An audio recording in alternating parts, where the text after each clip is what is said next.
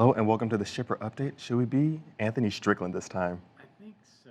Anthony Strickland sounds Anthony good. Strickland this time around. So today we're going to talk about a couple trends in the economy, and we're going to be looking at what's going on with specifically with this chart, unemployment. And we're looking at the unemployment rate and initial jobless claims, which are both moving down in the correct direction. So Zach, one of the things we're talking about with unemployment or employment, I should say, both work, is that the numbers are moving in the right direction. Don't get too caught up in the actual number or the details of the number, but look at the direction of the numbers. And so we're seeing that they are both moving in the right direction.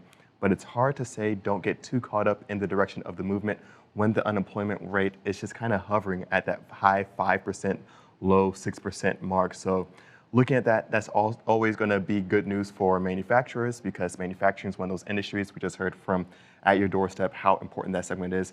Manufacturing, one of those industries that's just clamoring for more workers, more employment. Yeah, a lot of the blue collar workers, in the production, in the factories, this is a lot of the things we talk about in terms of concerning with freight.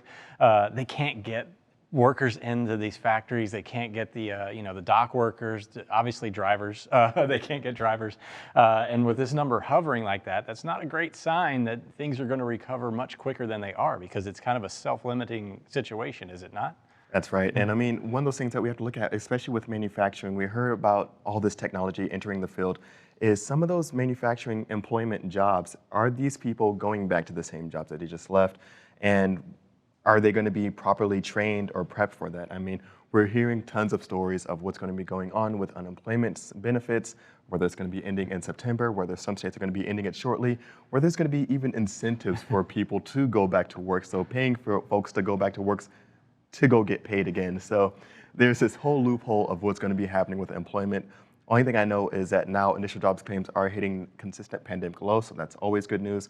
And we are seeing some movement in the right direction, but what it all means downstream for those shippers is that there's going to be more potential buyers or more eligible buyers or people in better condition. So that's the big thing that I like to look at when I'm looking at unemployment is what condition are those consumers going to be for those shippers to produce that stuff, because that's what it's always going to come down to. And one of those segments that we're going to look at that's been hot throughout the pandemic and out now before the pandemic, during the pandemic, and after the pandemic's kind of wrapping up here is housing in our next chart. And that's going to be looking at overall construction spending versus flatbed outbound tender rejections. Now, is this not, so the construction spending's coming up, obviously, and the flatbed situation is tightening significantly. Kind of a late comer, the flatbed sector. We talk about them because a lot of construction, a lot of manufacturing. They're coming back online, obviously, with the flatbed tender rejection index breaking 30% for the first time ever.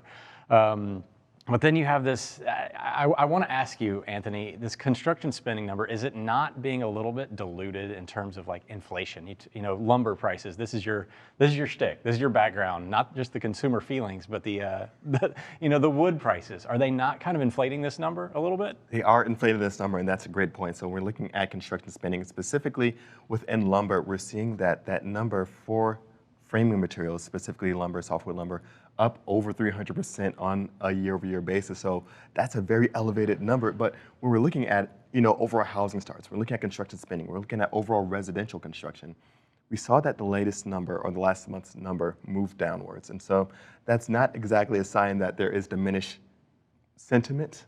I know you're waiting for it, Zach.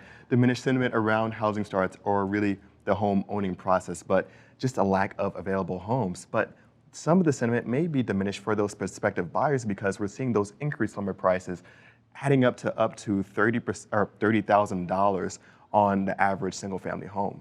I mean, so do you not think that sometime in the future that this number is going to start to kind of plateau a little bit? Like, is that not what we're going to see? Like, as we've kind of hit this production limit, now we're starting to see some of this, construction limit almost, if you will, and of course the space availability, it's just going to start to slow things down a little bit. I would think maybe in the third and fourth quarter. Is that not? That's exactly right. That's exactly the time frame I'm starting to look at is for those lumber prices start to come down or just moderate a little bit in the third, fourth quarter. I think we are going to start to see some more factories ramp up production, increase some of the volume of those products on the market. But one of the things that we have to look at as what really is propping up those prices is what's happening with those existing homes. And so either if it's existing home or a new build altogether, those are going to lead into downstream. I always talk about the downstream, and that's where it's important to the shipper, is that when those consumers are in a good place to buy those big ticket items, they're going to make other types of purchases. So looking at appliances, looking at furniture, looking at all types of things. But